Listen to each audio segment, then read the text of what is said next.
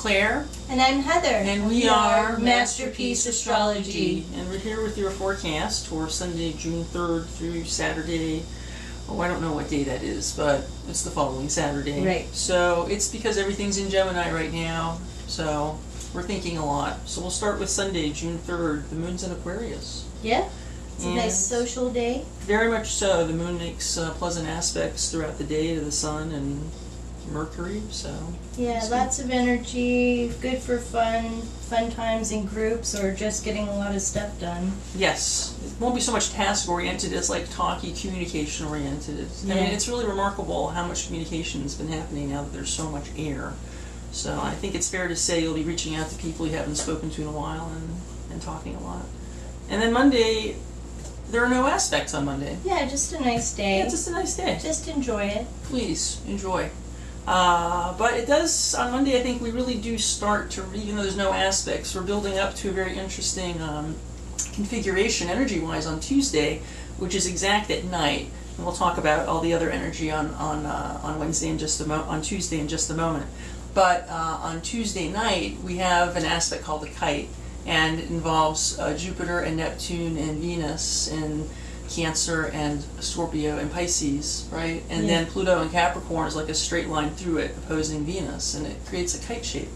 It's just a very, it's an unusual aspect configuration. But I think on Monday we'll be feeling it into Tuesday, and it's really a lot of this water, this easy access of water energy in Pluto. Yeah. Very transformative, and when Venus is involved, I think you can expect transformative relationships. Kind of like just the daily stuff of life, kind of going through the meat grinder of Pluto, maybe some of our relationship issues, and kind of coming out in a transformed state. Yeah. It's a good way of looking at it. Yeah. But I think Tuesday feels pretty good because the moon's in Pisces starting early in the morning.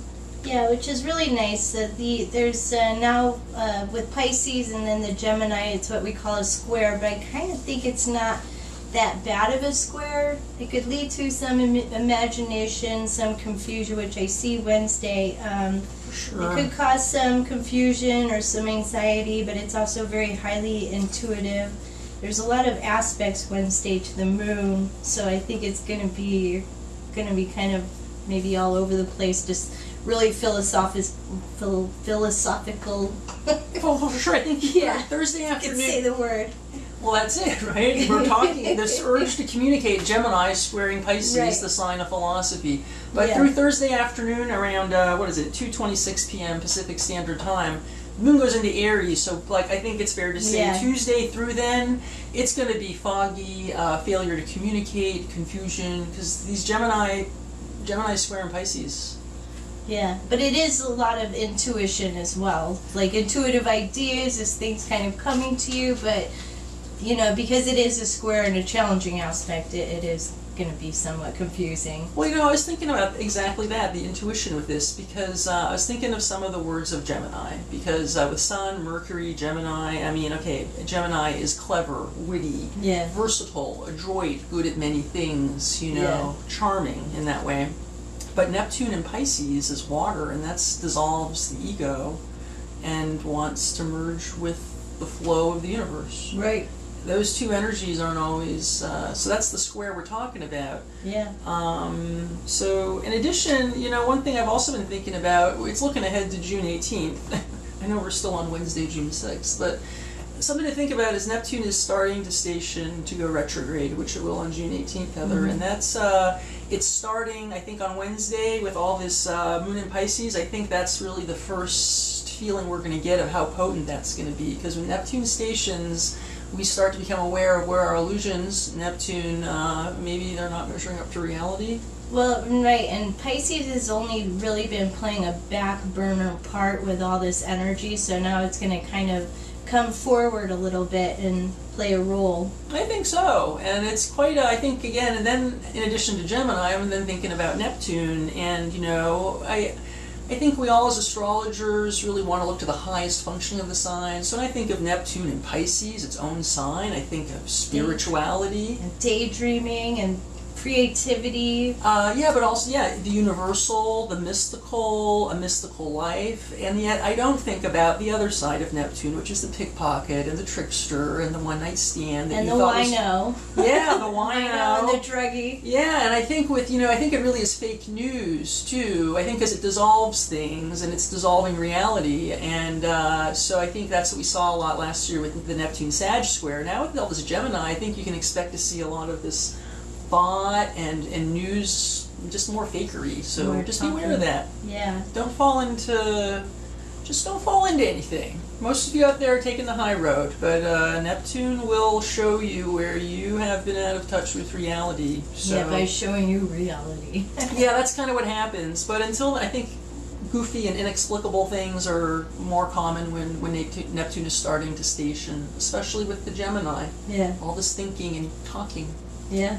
So that's basically Tuesday and Wednesday. Going into Thursday, Moon goes into Aries in the afternoon. Yeah, it's going to feel so different. So it's a good day to get moving and to keep moving. Yeah, there's no real exact aspects. Again, the fire is kind of on its own right now. Yeah, I see Friday as there's kind of a heavy aspect in the real early morning, so we could wake up, feeling a little less than impressed to be doing your life, but Well, it could be a reality check. right, it could be a reality check, be. and it could be just I but think, you have to remember it is Friday, so even if it's a reality check, it's a reality check that is Friday.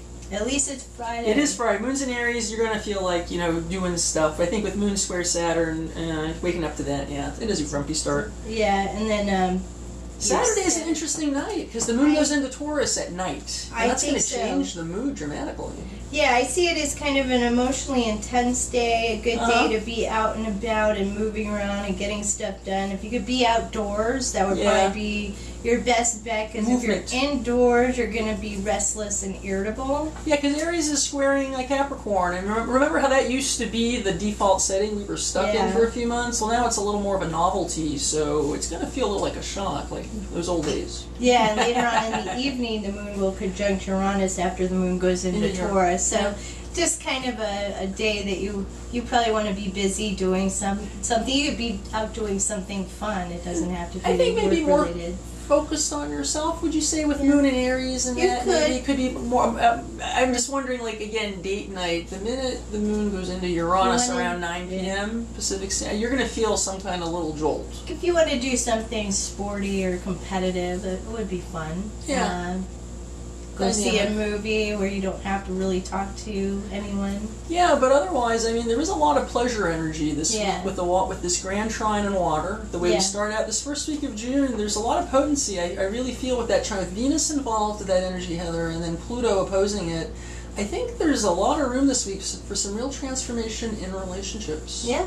I mean, think so. The Earth energy wants to make form out of, our ideas and bring stuff into reality. So maybe our relationships will take on a different and more structured and maybe a more deepened and transformative nature. Yeah. Anyway, but other than that, thank you very much for watching. Yes, and click the subscribe button. Yes, and until next week, take care. Thank you.